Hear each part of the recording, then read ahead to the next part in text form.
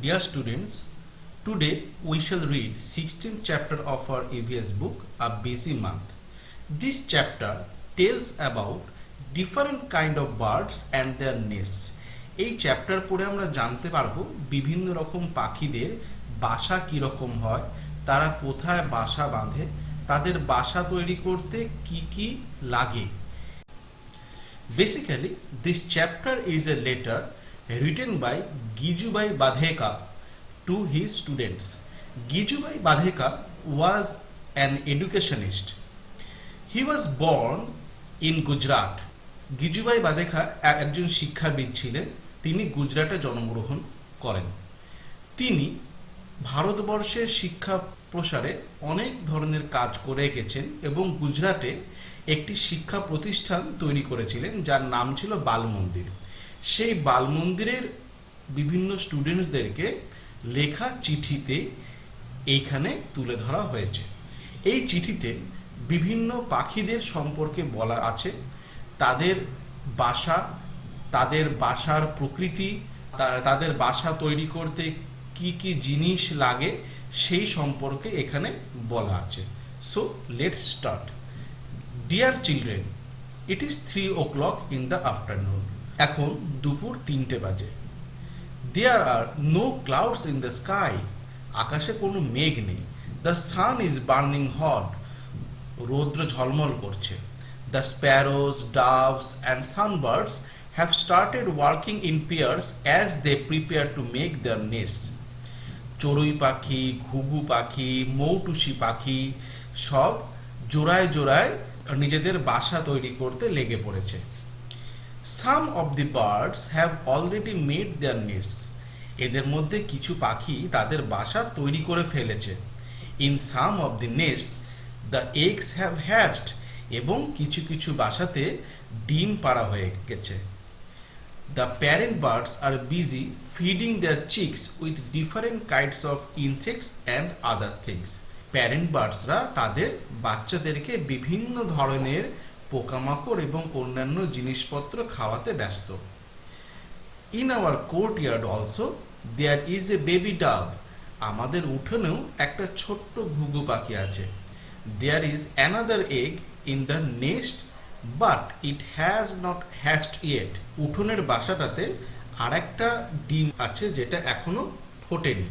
Dear students, আমরা এখানে দেখলাম কতগুলি পাখির নাম দেওয়া আছে, যেমন স্প্যারোস, তোমরা নিশ্চয়ই চড়ুই দেখেছো। সানবার্ড, সানবার্ডকে আমরা বাংলায় বলি মৌটুসি। সানবার্ড দেখতে অনেকটা এরকম হয়ে থাকে। সানবার্ডে কিন্তু রং বিভিন্ন রকমের হতে পারে, হলুদ নীল হয়, কখনো কখনো ব্রাউন হয়, কখনো সম্পূর্ণ নীল হয়। আর আমরা তো ডাভ বা ঘুঘু পাখি তো দেখেইছি। এখানে দেখো একটা পাখির বাসার ছবি দেওয়া আছে যেখানে মা পাখি তাদের বাচ্চার জন্য খাবার নিয়ে এসছে। On the way to Gopal Bhai's house, there are many stones along the roadside. Gopal ভাইয়ের বাড়িতে যাওয়ার পথে রাস্তার ধারে অনেক পাথর পড়ে রয়েছে।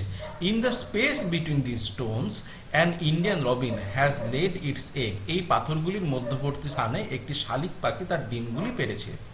I saw a baby bird in the robin's nest. আমি শালিক পাখির বাসাতে একটি ছোট্ট পাখিকে দেখলাম। It was sitting with its beak wide open. এটা তার ঠোঁটগুলিকে বড় করে খুলে বসে আছে।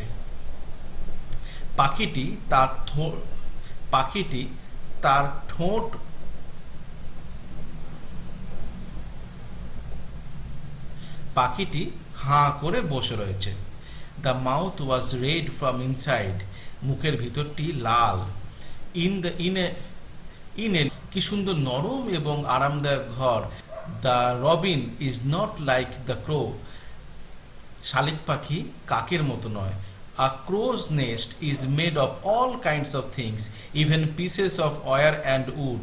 একটি কাক বিভিন্ন ধরনের জিনিস দিয়ে তার বাসা তৈরি করে, এমনকি তার বাসায় তার এবং কাঠও থাকতে পারে। I saw a baby bird in the robin's nest. আমি শালিক পাখির বাসায় একটি ছোট্ট পাখির বাচ্চা দেখেছিলাম। It was sitting with its beak wide open. পাখির বাচ্চাটি তার মুখ হাঁ করে বসেছিল। The mouth was red from inside, মুখের ভেতরটা ছিল লাল।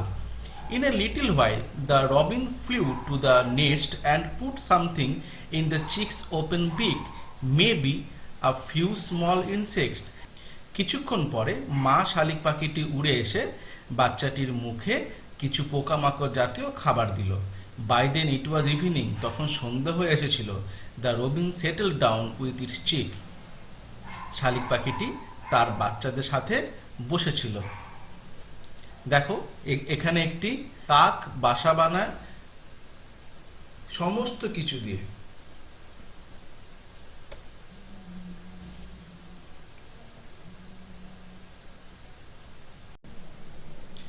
There is a small tree nearby, কাছাকাছি একটা ছোট গাছ আছে। It has a nest hanging from its branch, এই গাছের ডাল থেকে একটা পাখির বাসা ঝুলছে। Birds are so wonderfully different, পাখিরা একে অপরের থেকে কত আলাদা। The crow builds its nest high up on a tree, একটা কাক একটা গাছের খুব উপরের দিকে বাসা বানায়। The dove makes its nest among the thorns of cactus plant or a mehendi hedge, একটা ঘুঘু ক্যাকটাস গাছের কাঁটার মধ্যে বাসা বানায় অথবা মেহেদি গাছের ঝোপঝাড়ের মধ্যে বাসা বানায়। The sparrow can be found in and around our own house, চড়ুই পাখি আমাদের ঘরের আশেপাশেই দেখা যায়। It makes its nest anywhere, on the top of a cupboard, behind a mirror, on a ledge, একটা চড়ুই তাকের উপরে বাসা বানাতে পারে, আয়নার পেছনে বাসা বানাতে পারে, আবার কোনো কাবার্ড বা আলমারির উপরেও বাসা বানাতে পারে। Pigeons also make their nest like this, পায়রাও ঠিক একইভাবে বাসা বানায়। Often they make nests in old or deserted building, পায়রারা সাধারণত পুরনো এবং পরিত্যক্ত বাড়িতে বাসা বানায়। The barbet or coppersmith bird can be heard in the summer with its took took took call, গ্রীষ্মকালে আমরা কাঠঠোকরা পাখিকে টুক টুক টুক আওয়াজ করতে শুনে থাকতে পারি। It makes its nest in a hole in a tree trunk, কাঠঠোকরা পাখি একটা গাছের গুঁড়িতে গর্ত করে বাসা বানায়। And the tailor bird uses its sharp beak to stitch together two leaves on a bush, একটা টুনটুনি পাখি ঝোপঝাড়ের মধ্যে কোনো গাছের দুটো পাতাকে তার তীক্ষ্ণ চঞ্চু দিয়ে সেলাই করে বাসা বানায়। It lays its eggs in the fold of the leaf that it has made, টুনটুনি পাখি পাতার ভাঁজে ডিম পাড়ে। This is its nest, এটাই তার বাসা। You know that quail sings sweetly, তোমরা জানো কোকিল পাখি খুব সুন্দর গান গায়।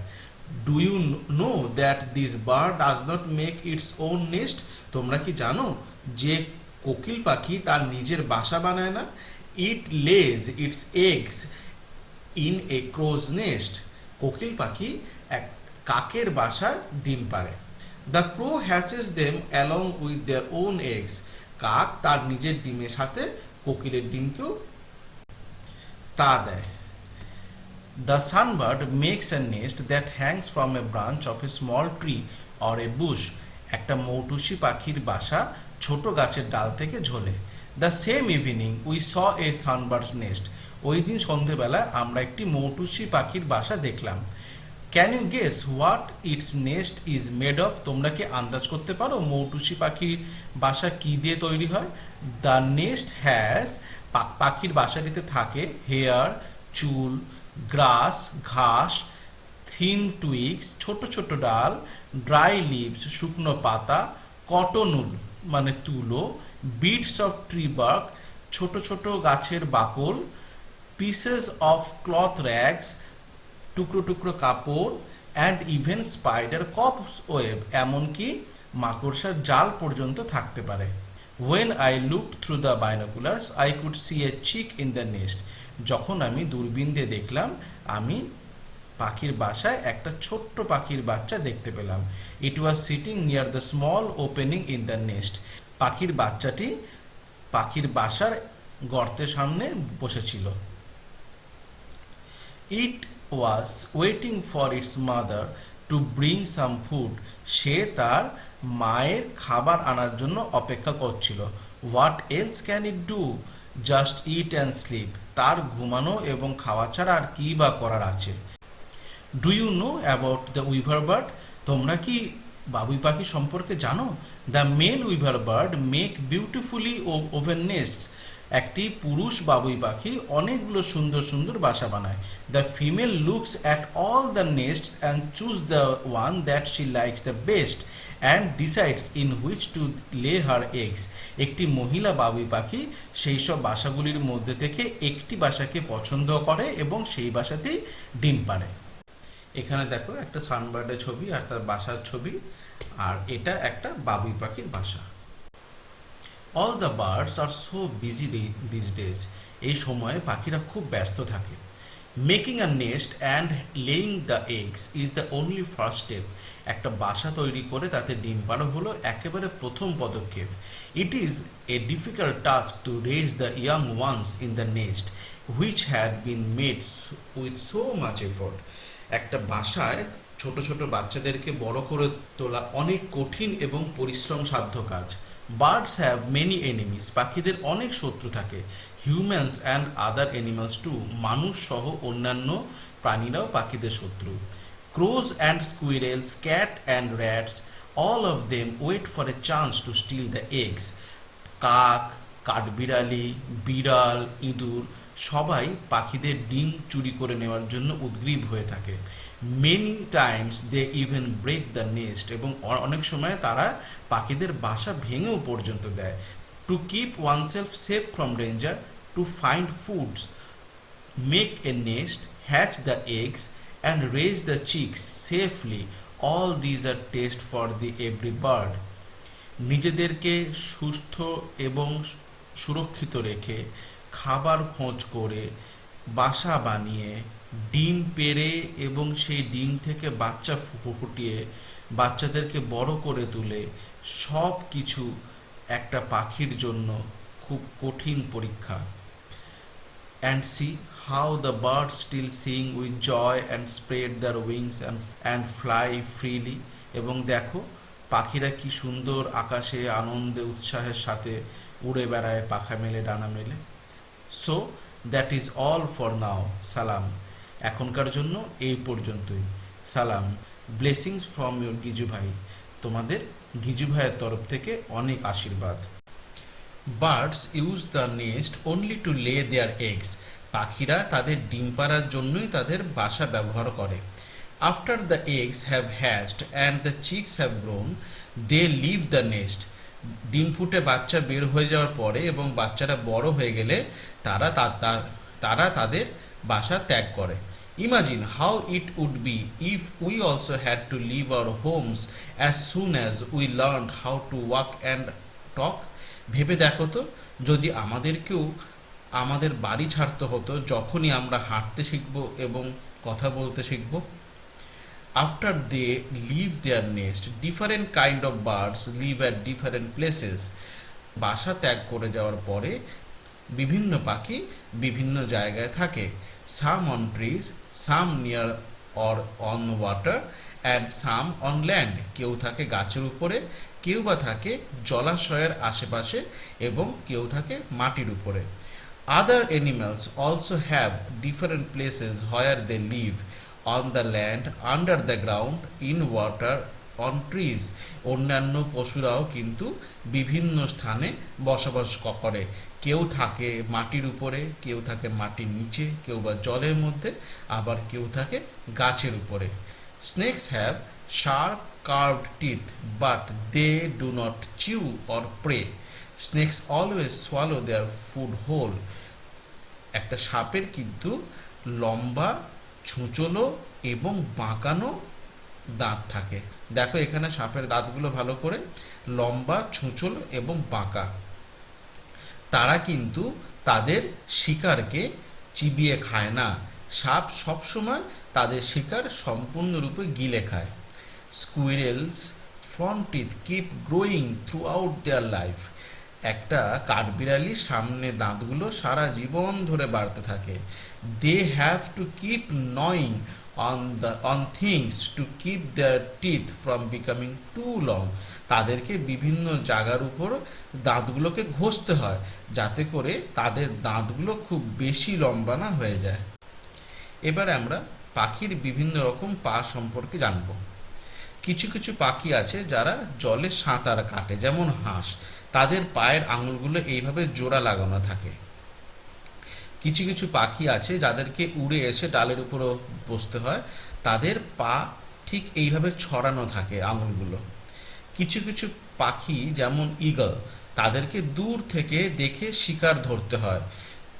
তাদের পা থাকে এইরকম মোটা এবং আঙুলগুলোতে নখ থাকে বাঁকানো, তীক্ষ্ণ। যেসব পাখিকে দ্রুত গাছের উপর উঠতে হয়, তাদের পা এইভাবে ছড়ানো থাকে এবং তাদের আঙুলগুলো হয় তীক্ষ্ণ ও বাঁকানো। যেসব পাখি ভালো করে উড়তে পারে না, তারা ভালো দৌড়াতে পারে, যেমন এমু, উট পাখি। এবারে দেখো পাখির বিভিন্ন ধরনের ঠোঁট সম্পর্কে দেওয়া আছে। এটা একটা ঈগলের ঠোঁট। ঈগলকে মাংস ছিঁড়ে খেতে হয়, ওই জন্য ঈগলের ঠোঁটের উপরের অংশটা এইরকম তীক্ষ্ণ ও বাঁকানো। এটা একটা বারবেট বা কপার স্মিথের ঠোঁট। কপার স্মিথকে গাছের গুঁড়িতে ঠুকঠুক করে ঠুকে ঠুকে বাসা বানাতে হয়, তাই জন্য তার চঞ্চুটা এরকম লম্বা এবং সরু। এটা মৌটুসির ঠোঁট। মৌটুসি মানে সানবার্ড। সানবার্ড ফুলের মধু খেয়ে থাকে, তাই ফুলের মধু সংগ্রহ করার জন্য তার ঠোঁটটা এই ধরনের অর্ধ গোলাকৃতি থাকে। এই ধরনের ঠোঁট মাটি থেকে বিভিন্ন পোকামাকড় সংগ্রহ করার জন্য হয়ে থাকে। এটা টিয়া পাখির ঠোঁট। টিয়া পাখি বিভিন্ন ফলের বীজ খায়, তাই জন্য টিয়া পাখির ঠোঁটটা অনেক ঈগলের মতো হলো, ঈগলের মতো অতটা তীক্ষ্ণ, ছুঁচলো এবং বড় নয়। এটা কাকের ঠোঁট। কাক কিন্তু নানা ধরনের জিনিসপত্র খেয়ে থাকে, তাই জন্য কাকের ঠোঁটটা একটু লম্বাটে এবং বাঁকানো হয়ে থাকে। এবার আমরা বিভিন্ন পশুর দাঁত সম্পর্কে জানব। You have seen that animals have different types of teeth. তোমরা দেখেছো যে বিভিন্ন পশুর বিভিন্ন রকমের দাঁত থাকে। Cows have short front teeth for sniping grass. গরুদের কিন্তু ছোট ছোট দাঁত থাকে, যেটা দিয়ে তারা ঘাস চিবিয়ে খায়। The teeth on the sides are large and flat for chewing the grass. একটু সাইডের দিকের যে দাঁতগুলো থাকে সেগুলো বড় হয় এবং ফ্ল্যাট হয়। Cats have sharp teeth for tearing and cutting meat. যেহেতু বিড়াল সাধারণত মাংস খেয়ে থাকে, তাই জন্য বিড়ালের দাঁতগুলো খুব তীক্ষ্ণ, ধারালো হয়ে থাকে এবং তাদের দুই পাশের দুটো দাঁত কিন্তু বেশ বড় হয় অন্যান্য দাঁতের থেকে। তাহলে আমরা এটা বুঝতে পারলাম যে যেসব পশু ঘাস খায়, অর্থাৎ তৃণভোজী প্রাণী, তাদের দাঁত ফ্ল্যাট এবং একই মাপের হয়ে থাকে। কিন্তু যেসব পশু মাংস খায়, যেমন বিড়াল, কুকুর, বাঘ, সিংহ, তাদের দুপাশে দুটো দাঁত বেশ বড় হয় এবং বাকি দাঁতগুলো বেশ তীক্ষ্ণ হয়ে থাকে। তো স্টুডেন্টস, আশা করি তোমরা এই চ্যাপ্টারটা খুব ভালো করে বুঝতে পেরেছো। কারো যদি কোনো অসুবিধা থাকে তাহলে আমাকে জানাবে।